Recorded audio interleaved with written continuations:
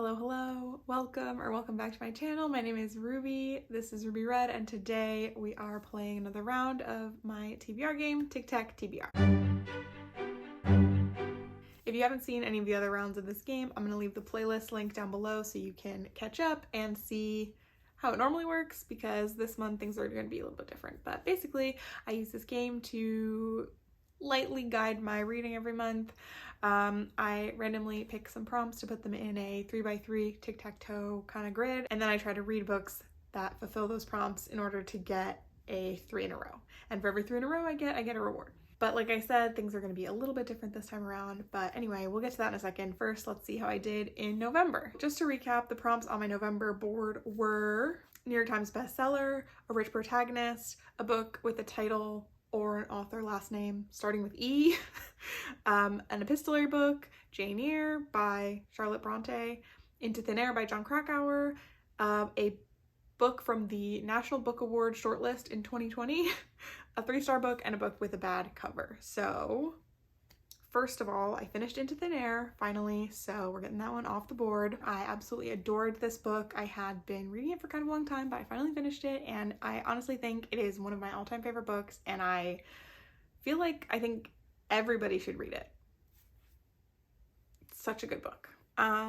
Anyway, next I finished a book that starts with the letter E, and that was Eat, Pray, Love by Elizabeth Gilbert, another E. And I have a video documenting my journey through that audiobook. I will link it around. The next book I finished had a rich protagonist, and that was Lord Edgeworth Dies by Agatha Christie. I also listened to this audiobook, and it was fine. Not one of her best works, but it was fine, and I was glad to honestly be ready to move forward through that series, which I did when I listened to another book that had a bad cover, and that is Murder on the Orient Express. Hear me out. The cover of the audiobook, the cover that is like the current cover, is not bad, but every single other cover, like every other edition, has an absolutely hideous cover that is just like a sepia toned picture of a steam engine. It's not good, okay? So I'm counting it because this is my game, okay? And that was another Agatha Christie book. I have been working my way through the Hercule Poirot books, and I read Murder on the Orient Express because it fit one of the prompts for the Squash That Series weekend edition. I like that video too, okay? There you have it. That's all the books that I finished this month. I know. I did get 1 3 in a row, so I will be selecting a reward. But yeah, the problem that kind of, you know, this is not bad by any means, like this is a fine round, but I found out like right after making my TBR video for last month that it was going to be nonfiction November. I had not heard of that thing. I hadn't heard that that was happening until after I posted the TBR, and then I kind of last minute decided that I did want to do that. And so I have been reading mostly nonfiction books, which just take a lot longer for me to get through. So I did not end up finishing very many books this month, which is fine, but that's why there's only 4 getting, you know, crossed off on this list. But anyway, I'm gonna pick my reward. I'm not gonna do a screen share because I'm not setting it up for the other thing. Just you'll see in a minute. Okay, I'm just going to generate a random number 7. What's number 7 in my rewards? So a friend can read a book for you. That's great. That means that I can use a book that somebody else read to fulfill one of my prompts. And I'm actually going to go ahead and just pre-slide that reward over to January me, because I'm not going to be able to use it this month, and you will see why right now. I'm not going to do my random prompt generation for my December TBR. I'm gonna do more of a traditional, just setting my TBR, but I'm gonna try to make it still a little bit fun, okay? So here's the thing. I have a couple of things that I do really want to finish before the end of the year, and I think that giving myself prompts and then trying to figure out which books that I need to read are going to fit into which prompts, like it's just going to stress me out, and there's kind of a lot going on. The end of the year is always a flurry of activity, lots of holidays happening. I am going to be busy with my family for Christmas and then back here in San Diego for New Year's, and Connor and I are also taking a trip to Portland. It's just kind of going to be a lot in 1 month, so I'm gonna just take it easy a little bit. I'm gonna try not to add any more complications to what we're gonna do. That said, I did pick 8 books to go into the 8 prompts that are not Jane Eyre, because that has to stay there until I read it, because it's part of my 30 by 30 situation. So I did just pick 8 other books, and then I shuffled them, so I didn't pick where they go in the board. Okay, so let me just walk you through the December board and what I'm hoping to read.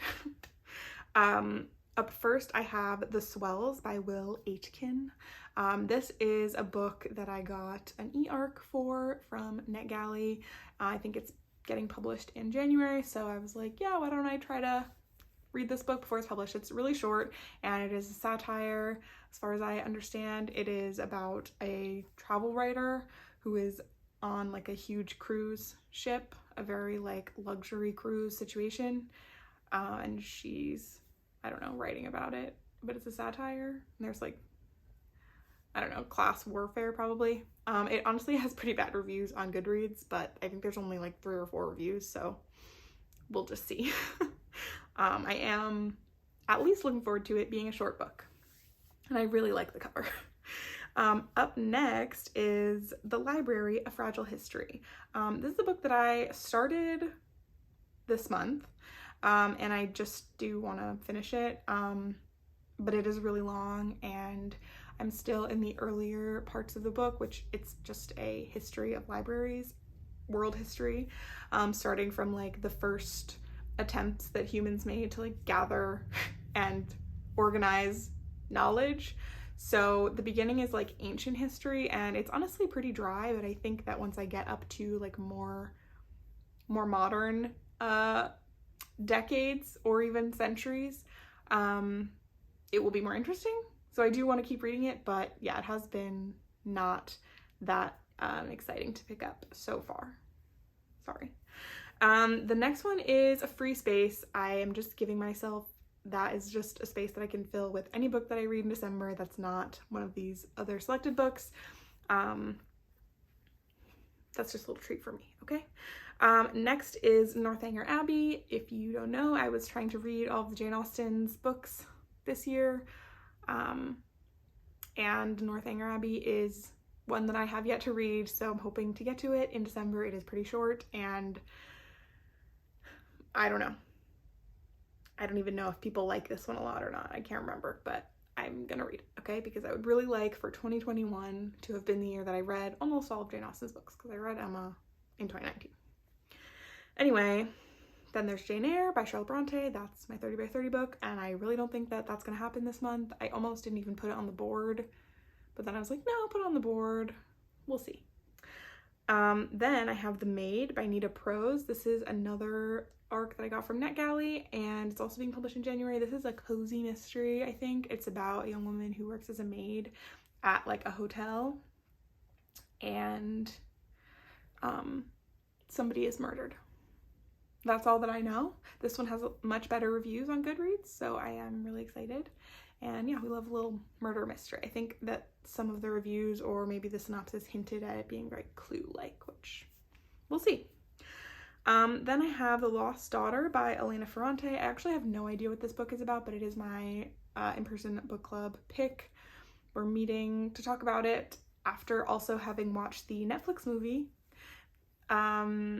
in mid-January, so if I don't get to it in December, that's fine. I will have time in January. There's several weeks wait hold on the book at my library, so I did end up just buying it on Kindle, so I can read it whenever. But yeah, I think it'll be fun to have read and watched the movie for the book club. Like, I think that will add a nice element to our discussion. I'm really looking forward to it. I hope everyone reads it. Okay, the next book is Mansfield Park, another Jane Austen book that I hope to finish this year. I'm about halfway through with this one, and when I was reading it like a few months ago, I just kind of put it down because I don't know, I think I was maybe kind of feeling like I was in a reading slump or something. I wasn't having the best time with it, so I just put it down, never picked it up again. But I'm gonna pick it up again. And I really, really want to finish those two so bad, okay? So Mansfield Park, Northanger Abbey, I'm coming for you. Please. Okay, and then the last book is The Land of Big Numbers by Ta-Ping Chen. And that is a collection of short stories about people in China, and I think it's meant to have like some magical realism elements and just to like cover a lot of ground as far as like different experiences in modern day China. So I have heard great things about this, and I don't remember who said them, but I heard them and I want to read it. And I finally got my hold from the library at a time when I was ready to take it. So I have it on my Kindle, and I hope that I will get to it in December. And that's the board. That's where we're at. I'm sorry that this was not a fun surprise. I mean, the prompts are the fun surprise, so I'm sorry this didn't have the prompts. But I just needed to take it a little easy, and let me just rank these in order of like most likely to read. Just for fun. I mean, the most likely possibility is that I fill that free space, because I'm definitely going to be listening to an audiobook or something throughout this month that is not going to be included in any of these. I don't have any of these as audiobooks. I guess I could get Jane Eyre, but anyway, so I think first of all, I'm definitely going to get the free space. I think I also will definitely finish Mansfield Park. I feel less certain about Northanger Abbey getting completed. I also don't feel very certain about the library history book getting completed.